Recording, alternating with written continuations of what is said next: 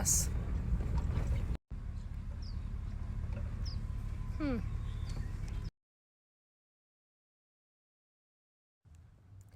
I didn't grab an actual video of me popping it over, but this little hole right here is what we're gonna use.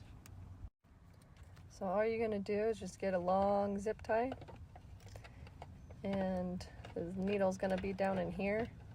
And all I did was just get it in here and twist it, and get it up and over this little needle that's by the 160, and just push it up, and it popped right on up and over.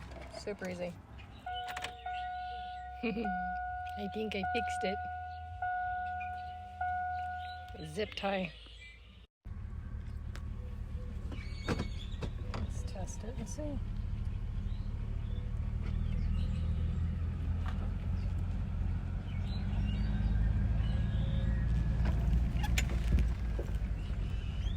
Yep, it's moving.